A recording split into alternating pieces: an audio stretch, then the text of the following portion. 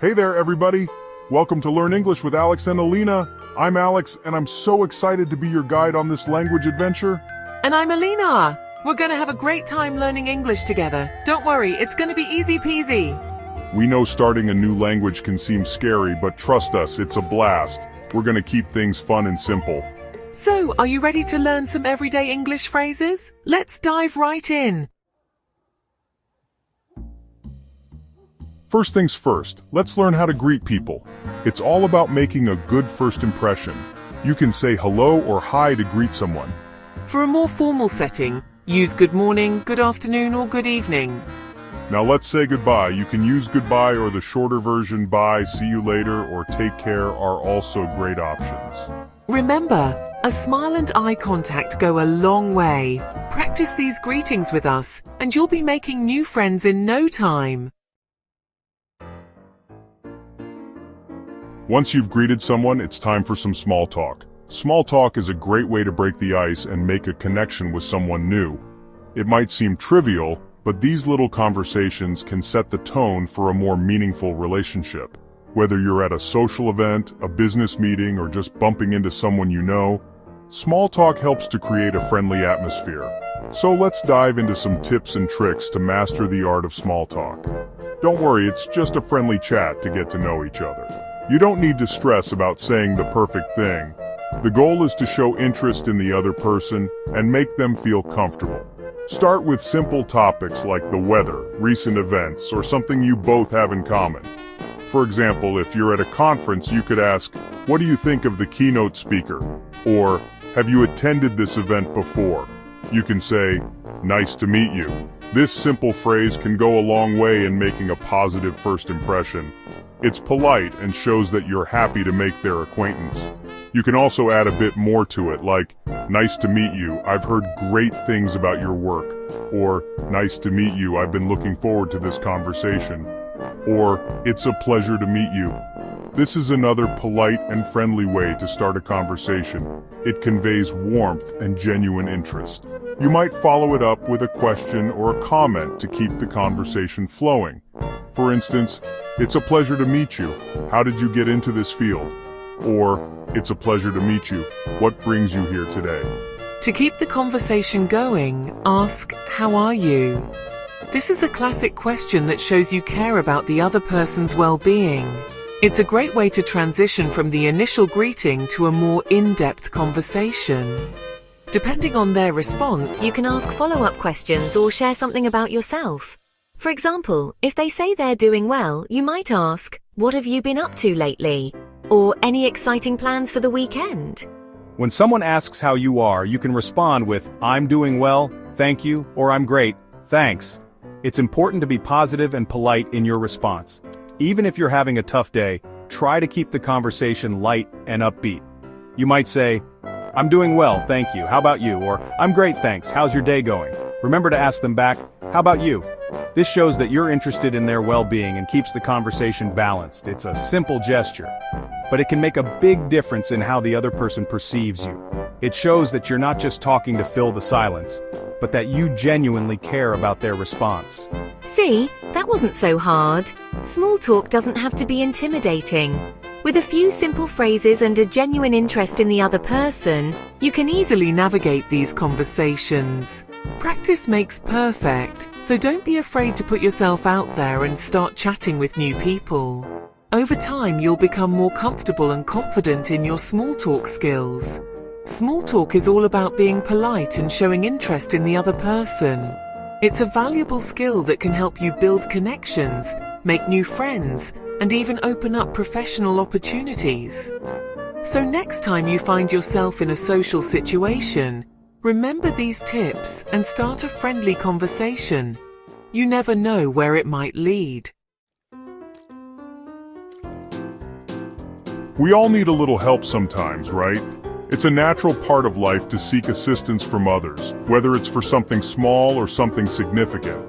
Asking for help can make tasks easier and can also build stronger connections with those around us. Let's learn some phrases to ask for assistance politely. Knowing the right words can make a big difference in how your request is received. It shows respect and consideration for the other person's time and effort. Start with "excuse me" to get someone's attention.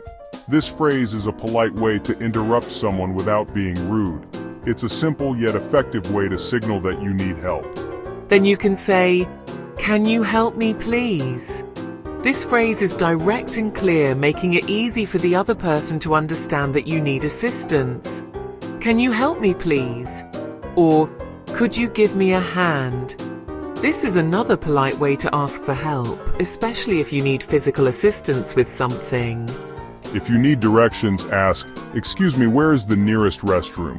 This is a common question that people often need to ask when they are in an unfamiliar place. "Excuse me, where is the nearest restroom?" Or, "Could you tell me how to get to the train station?" This is another useful phrase, especially when you're navigating public transportation. Don't be afraid to ask for help. It's important to remember that everyone needs assistance at some point, and most people are willing to help if you ask politely. People are usually happy to assist. Helping others can make people feel good about themselves, and it can create a sense of community and cooperation. Just remember to be polite and say thank you afterwards.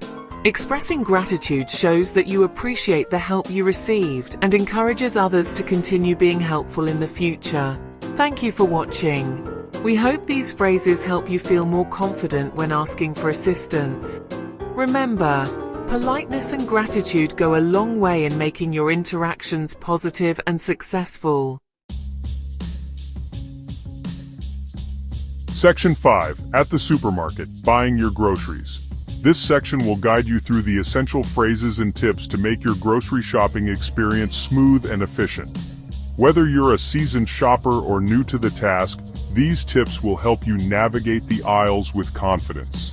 Grocery shopping is a breeze when you know the right phrases. Imagine walking into a store and knowing exactly what to say to find what you need quickly. It saves time and makes the experience more enjoyable. Let's dive into some common scenarios you might encounter. Let's learn how to find what you need and check out with ease. First, navigating the aisles. Supermarkets can be vast, and items are often categorized into sections like produce, dairy, and bakery. Knowing how to ask for directions can be a lifesaver. If you can't find something, ask a store employee. They are there to help and can quickly point you in the right direction. For example, you might say, "Excuse me, where can I find the milk?" This simple question can save you a lot of time wandering around. Or, "Do you have any gluten-free bread?" With dietary preferences and restrictions becoming more common, knowing how to ask for specific items is crucial. When you're ready to pay, head to the checkout counter. This is where you'll finalize your purchase. It's important to know the different payment options available. You can ask, "Can I use my credit card?" Most stores accept credit cards, but it's always good to confirm. Or do you accept cash? Some places might have a preference or even a discount for cash payments. And there you have it. Grocery shopping just got a whole lot easier. With these phrases and tips, you can shop with confidence and efficiency. Remember, the key is to communicate clearly and politely. Now, let's move on to ordering food at a restaurant. This next section will cover how to navigate a menu, place your order, and handle any special requests you might have. Stay tuned for more useful tips. Enjoy your delicious meal. Don't forget to say thank you when you receive your food. If you have any allergies or dietary restrictions, inform the server. You can say, "I'm allergic to peanuts," or "I'm vegetarian." Tell them what you want. For example, "I'll have the cheeseburger and fries, please." When the server approaches, you can say, "I'm ready to order." Let's learn how to order food confidently, like a true foodie. Section 6. Ordering food like a pro. Eating out is always fun. Let's talk about money. Section 7. Handling money matters. Knowing how to handle transactions is essential in everyday life. Or, what's the total? When you're paying for something, ask, "How much does this cost?"